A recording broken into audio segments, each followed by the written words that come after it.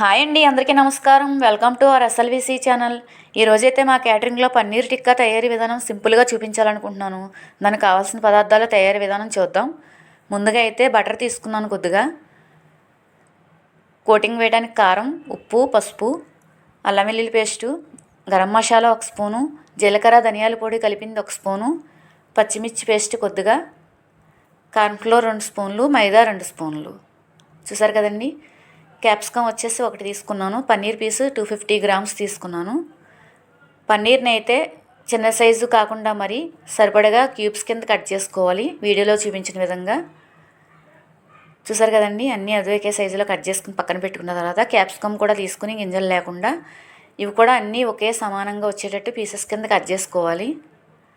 మనం స్టిక్కి గుచ్చినప్పుడు 2 పన్నీర్ ఇది కూడా ఒకేలా ఉండాలి, ఈవెన్గా. చూసారు కదండి.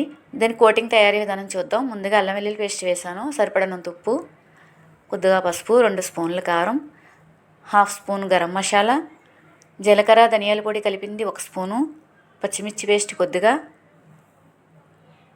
కార్న్ఫ్లోర్ 2 స్పూన్లు, మైదా 2 స్పూన్లు, కొద్దిగా వాటర్ వేసి ఒకసారి మీకు అంతా మిక్స్ అయ్యేలా చూసుకుని కొద్దిగా వాటర్ వేసుకోవాలండి. ఎందుకంటే మీకు పన్నీర్ పీసెస్కి కోటింగ్ పట్టేలాగా కొంచెం మరీ టైట్గా కాకుండా లూజ్గా. కొంచెం నిమ్మ చెక్క కూడా పిండానండి, 1/2. చూసారు కదండి. ఇప్పుడు ఒకసారి మీరు ఉప్పు చూసుకుని సరిపోకపోతే కోటింగ్ మళ్ళీ వేసుకోవచ్చు.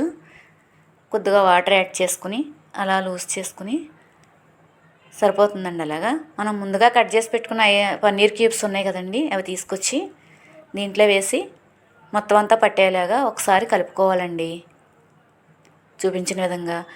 ఇప్పుడు మీకు ఇవంతా కలిపిన తర్వాత ఒక 1/2 అవర్ కానీ 15 మినిట్స్ కానీ నానబెట్టుకోవాలండి.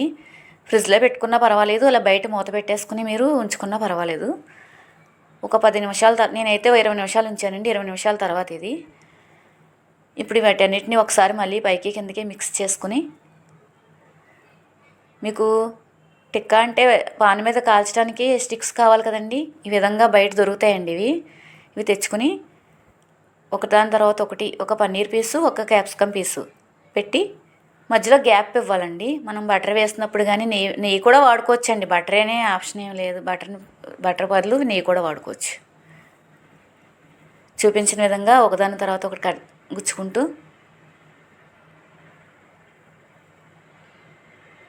అన్నీ ఒకసారి పెట్టుకుని ఈవెన్గా పక్కన పెట్టుకున్నామండి, ఈ విధంగా.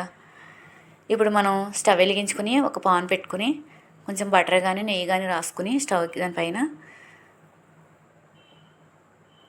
మనం స్టిక్స్ ఉన్నాయి కదండి పన్నీర్ పెట్టినవి, అవన్నీ తీసుకొచ్చి ఒకదాని పక్కన ఒకటి పెట్టి అలా ఈవెన్గా 4 వైపులో కాలేలా చూసుకోవాలి. మంట అయితే సిమ్లోనే పెట్టుకోవాలి, హైలో అయితే పెట్టకూడదు. మీకు తెలుస్తుందండి అంతా కుక్ అయినట్టు. పైనేమో క్రిస్పీగా, లోన్ జ్యూసీగా ఉంటాయండి ఇవి. చాలా టేస్టీగా ఉంటుంది. పిల్లలైతే చాలా ఇష్టంగా తింటారండి వీటిని. ఇలా 4 వైపులా కుక్ అయ్యేంత వరకు మనం దగ్గరుండి బటర్ వేసుకుంటూ పైన కుక్ చేసుకోవాలి. చూసారు కదండి, ఆల్మోస్ట్ అయిపోవచ్చినాయండి అన్నీ ఇవి. బోండి ఇది పిల్లలకు కానీ పెద్దవాళ్ళకి కానీ చాలా ఇష్టంగా తింటారండి. సాస్ పెట్టిస్తే అసలు ఉత్తిదే తినేయచ్చండి. పైన క్రిస్పీగా ఉంటుంది, లోన్ జ్యూసీగా, చాలా టేస్టీగా ఉంటుందండి తినడానికి.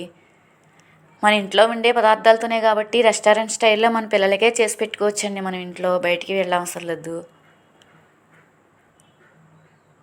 మా వీడియో నచ్చిందనుకుంటున్నానండి మీకు. మా వీడియోస్పై మీ అభిప్రాయాన్ని కామెంట్ రూపంలో తెలియచేయండి.